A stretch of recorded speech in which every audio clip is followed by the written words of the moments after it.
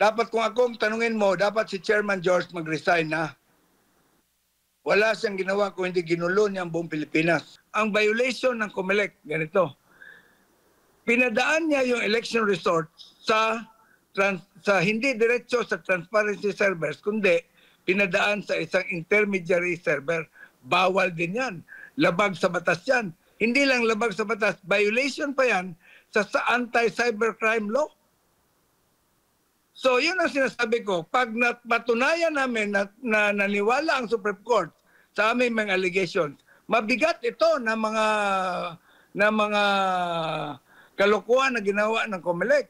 This is a ground for disbarment. Ang ginamit niya doon sa makina na hindi approved, version 3.5, illegal yon yung ginawa niya. Yan ang basis ng aking petisyon.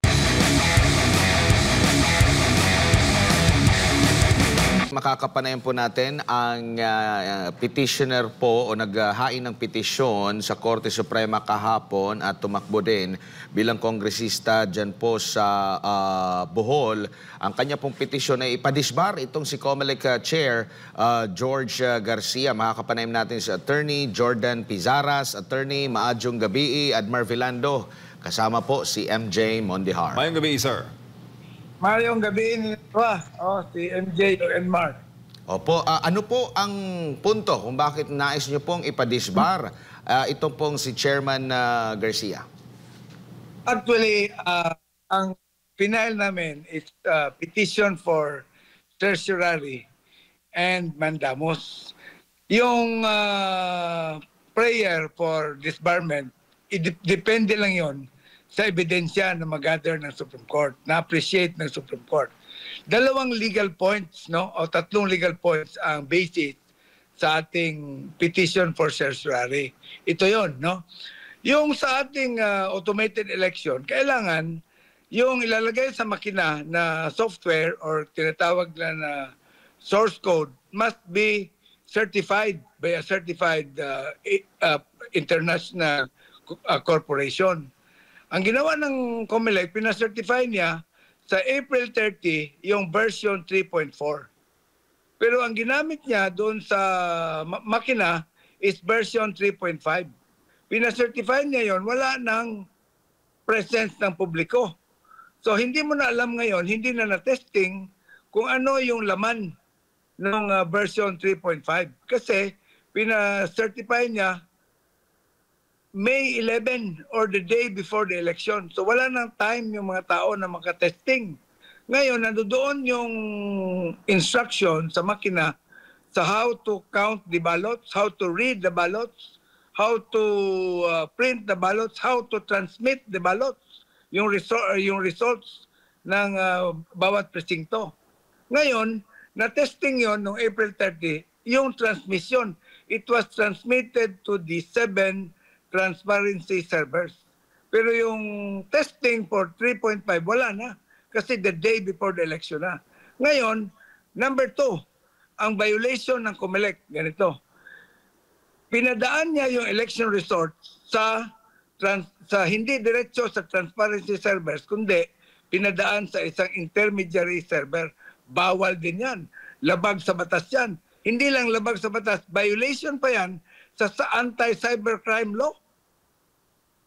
So yun ang sinasabi ko, pag napatunayan namin na naniwala ang Supreme Court sa aming mga allegations, mabigat ito na mga kalokohan na ginawa ng COMELEC. This is a ground for disbarment. Yun ang punto ko. Ngayon, doon sa mandamus, dahil na-proclaim na yung nanalo, ang ipapagawa namin sa COMELEC is to reconvene the Board of Election Inspectors and to count manually, which is based on Section 31 of Republic Act 9369. Nasa batas yan yung pwedeng mag-counting ng ballot. Kasi sa tatlong categories ng isang IT audit, number 1, software, number 2, transmission, number 3, database, bagsak lahat ang COMELEC. So walang data na pwedeng no good data can be generated doon sa election system. So yun ang sinasabi ko na yan ang pinahal namin sa COMELEC, sa Supreme Court kahapon.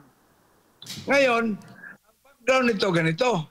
Ang background is, after the filing of the COC, pumunta ako, nag-courtesy call ako kay Chairman George. Sabi ko, Chairman, I'm a newcomer sa politika. I want to serve. I want the all election laws to be followed. Ang sagot niya, o ilan ang registered voters sa inyo? Sabi ko, mga 300,000 po. Kailangan mo ng 300 million dyan. Sabi niya sa akin. Nahulog ako sa upuan ko. Opo. Hello? Opo, sige, go ahead po, sir. O nahulog ako, wala. Masabi, anong klase kung COMELEC chairman ito? Nagpaparinig ba siya? Wala na akong masabi na Opo. maganda. So, siper na lang yung bibig ko. Wala na akong, hindi na ako nagsalita. Hanggang nagpaalam. Attorney, hindi niyo po ba tinanong siya o nilinaw kung para saan yung 300 million? Kasi, halimbawa, pag sinasabi naman talaga ng ibang mga politiko na kung gusto mong tumakbo sa pagka-presidente, kung gusto mong tumakbo sa pagka-senador, kailangan mo ng daan-daang milyong piso, wala akong ganyang pera. Nalinaw ba or meron ba siyang sagot or nasubukan nyo bang tanong para saan yung 300 million? Kung kayo lang naman dalawa ang nag-uusap during that time ba? May witness. May witness sa kwento namin. Pagkatapos, alam mo, pag chairman ka ng COMELEC, alam mo dapat na ang batas, mayroong batas na nagsasabi, pag ikaw ay kandidato na may political party, hanggang 3 pesos ka lang per registered voter. Pag ikaw naman ay tumakbo na walang partido, 3 pesos. Or 5 pesos pala, 5 pesos. 3 pesos pag may party, pag walang party, 5 pesos. Chairman ka eh. Buti kung taga-kanto boy ka lang na hindi mo alam yung batas. Chairman ka, you're supposed to implement all election laws in the Philippines. So wala na akong nasabi, nasyak ako eh. Ngayon ganito. Po. Nalaman ko after the election, nung nalaman ko after the election na pumunta si chairman sa Bohol, February 17 and 18. Hindi niya sinabi doon sa taga-COMELEC sa Bohol na nandun siya. Hindi natin alam kung sinong kausap niya. Dala-dala niya yung mga IT people. And then, nung April 23, pinablish doon sa ABS-CBN Channel 2 na news nila sa website nila na nagsalita si Chairman George na meron daw i-disqualify na whole slate sa Aklan at sa Bohol. Akala ko nung nabasa ko na meron talaga investigation o meron bang nag-complain. It turns out, pagkatapos ng eleksyon, pinacheck ko sa law department, wala pala. Wala palang ganon. Bakit niya sinabi yon? Ano ibig sabihin nun? Di ba? Meron ba siyang pinaparinggan? Opo. Ngayon, late March, nag-file kasi nalaman ko rin na yung trabaho nila hindi nila ginagawa. Halimbawa, yung i-transfer yung mga election supervisors, i-reshuffle. Yung election supervisor sa Bohol, 15 years na siya nakaupo doon. So, request ko kay ang abogado ko, request na kay Chairman George na ilipat. Ayaw ni Chairman. Dahil dapat daw may deadline, January 30. Sabi ko, hindi ba trabaho nyo yan? Kung natutulog kayo, kasalanan ko ba yan? Gawin mo yung trabaho nyo. So, hindi niya ginawa yon. So, I had to go to the Supreme Court. Ngayon, yung Supreme Court, nag-issue sa kanya ng order, April 23, na sumagot siya. Hanggang ngayon, magto-2 months na lang, wala pang sagot. Ngayon, to show na hindi totoo yung sagot niya na dapat January 30, nag-reshuffle na, isang bayan dun sa Bohol, 2 weeks before the election, pinalitan niya. Ngayon, ito pa ang pinakamabigat. Ang registered voter sa buong Pilipinas, 68 million. Ang inimprenta niya na balota, 73 million. Alam natin na 80% lang ang nakakaboto. So, ibig sabihin, kung 68 million ang botante mo, kung 20% ang hindi makakaboto, meron kang over 13 million sa 68 million ang hindi makakaboto. 13 million plus. Eh, ang ginawa pa niya, nagprinta pa siya ng additional 5 million. Yun na yun, yung dahilan kung bakit maraming instances sa umaga pa lang, nagja-jam na yung mga computer. Bakit? Eh, may laman na eh. Pinasukan na eh. Opo. Yan, nangyari. Yan ang aming Pilipinas. Opo. Attorney, may gabi, sir. Si MJ po ito. Sir, bukod po sa Opo, bukod po sa witness, meron ba kayong mga ibang ebidensya, sir, na magpapagdagdag sa bigat ng inyo pong petisyon laban kay Chairman Garcia? Halimbawa, mga audio or video recording ng inyo pong naging usapan? Meron ba kayong ganon na mga bala? And then, hindi kasi ground yon. Yung aking kwento, hindi yung ground sa aming petisyon. Background lang yon, pero hindi yung main ground. Ang main ground namin, yung batas, yung binayulate niya yung batas. Ang batas nagsasabi na kailangan transparent. Kailangan i-certify mo yung source code na gamitin. Hindi niya ginamit yung na-certified na. Number 2, ang batas nagsasabi na dapat walang intermediary server. Ginamitan niya ng intermediary server. That's why, nung night of the election, alas 9 na, wala pang lumalabas na resulta doon sa mga transparency server. Kasi sinasabi ito, automatic. Ibig sabihin, walang human intervention. Di ba? Illegal yung ginawa. Yung magkaroon ka ng, halimbawa, ikaw, mag-send ka ng text message sa kaibigan mo, somebody hacks it, in-intercept niya, that is illegal under the law. That is a cybercrime law. That is an anti-violation of the cybercrime law. Bawal yan. So yan ang ginawa niya.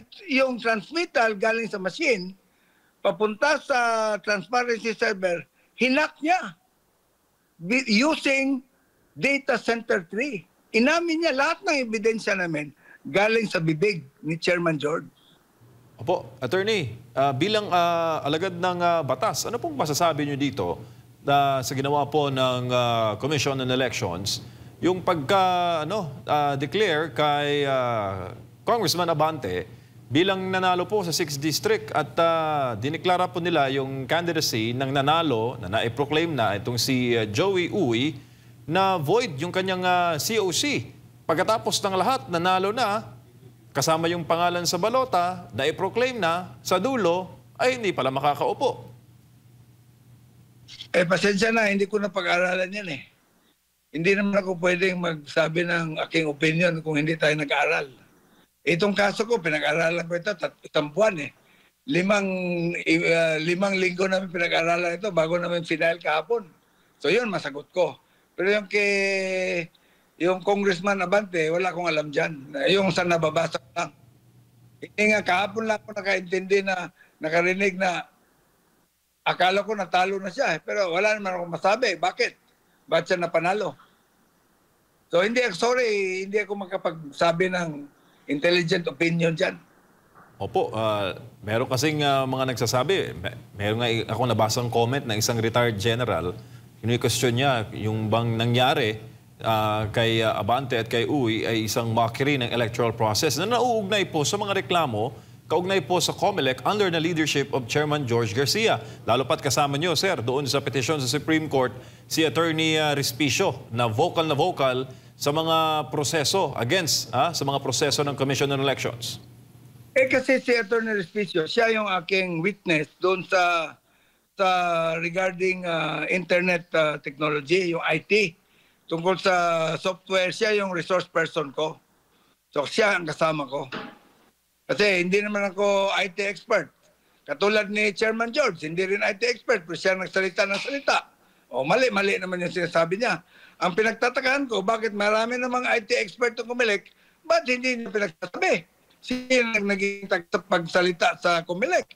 Siya mismo, ano bang alam niya sa IT? So ngayon, bohol-bohol ngayon yung sinasabi niya. Ngayon, sinabi niya, naalala mo siguro, sinabi niya, interview ni Ted Filon, sinabi niya, O kasi Ted, nilinis pa, bakit na-delay yan? Kasi nilinis pa namin yung data. O bakit, yung the fact na nilinis niya, ibig sabihin, tinamper niya yung results. He interfered in the dapat automatic transmission between the machine in the precinct to the 7 transparency servers. Hindi niya dapat ginalaw yon. Ngayon, ginalaw niya. Nagkaiba-iba na yung forma. O, kasi ang ginamit na software doon sa transparency server is version 3.4. Ang ginamit niya doon sa makina na hindi approved, version 3.5. Illegal yon yung ginawa niya. Yan ang basis ng aking petisyon. Ang gagawa ng chairman. Opo, attorney, bago lang ulit. Kasi hindi naman tayo marunong sa IT, so kailangan susunod tayo sa batas. Kasi nandyan sa daya pag hindi ka susunod sa batas Opo, bago lang ulit si Partner Mar, attorney, gaano po kahalaga na magkaroon ng proteksyon yung ating right to suffrage batay po sa ating saligang batas? Alam mo, prinsipyo yun sa ating gobyerno, sa ating konstitusyon, sa ating pagka-estado, sa ating bayan na the Philippines is a republican state and all authority emanates from the people. How do we give authority to our officials? By way of the ballot. Kung halimbawa, hindi pala elected by the people yan, elected yan by the chairman lang, dapat hindi siya dapat isang minuto nakaupo doon. Kasi binigyan natin siya ng kapangyarihan because we believe we voted for him. Kung hindi natin binoto, wala siyang karapatan doon sa pag-upo niya sa isang posisyon. Yan ang importansya ng ating right of suffrage. Yung ating mga ninuno, nagpakamatay dyan, nagrevolusyon para lang makaboto. Ngayon, binibenta ng ating chairman. O, bakit siya nagsasabi? Anong ibig sabihin niya doon? Dapat tanungin niyo siya. Dapat, chairman, anong ibig sabihin mo ng 300 million? Bakit ka nagbanggit ng amount na yan? Opo. Kung ikaw matino, sir, bakit ka magsasabi ng any amount? Di ba? Simple lang, hindi ka para makakuha ng kahulugan ng bakit ka nag-mention ng isang amount dapat pasundin mo yung batas. Dapat, ang sinabi niya, mag-ingat ka, huwag kang lumampas sa gastos Merong cap yan. Hanggang 5 pesos ka lang. Pag wala kang partido. Pag may partido ka, 3 pesos per registered voter. Ganyan ang chairman. Hindi magbanggit ng milyon-milyon. Ano ibig sabihin doon? Yan. Opo. Attorney. Opo, bilang panghuli na lang po, kung kayo po ang tatanungin, ano ba ang mas mainam na lang na sistema ng ating pagboto, lalo't after ng 3 taon, 2028, muli na naman po tayo maghahalal. Naisin nyo po ba full automation, hybrid, pinaghalong automation and manual, o balik tayo sa manual? Kayo po, attorney. Ang pinag-importante, yung matitino, yung namumuno sa ating COMELEC. Dapat kung akong tanungin mo, dapat si Chairman George mag-resign na.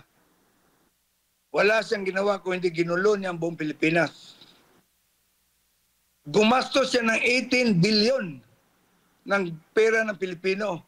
Wala siyang mapakita. Puro gulo ang sinasabi niya. Pero kung sinabi niya, nagkagulo daw kasi nilinis pa muna nila ang mga server. Ano ibig sabihin ng ganun? Gumasto ka ng 18 billion, madumi yung server mo. Di ba? Unahin muna natin na maglagay tayo ng matitinong mga tao. Hindi katulad ni Chairman George na walang ginawang matino. Opo. Attorney, daghang salamat sa inyo pong oras at higayon. Sa ulitin po, ingat po kayo. Thank you, sir.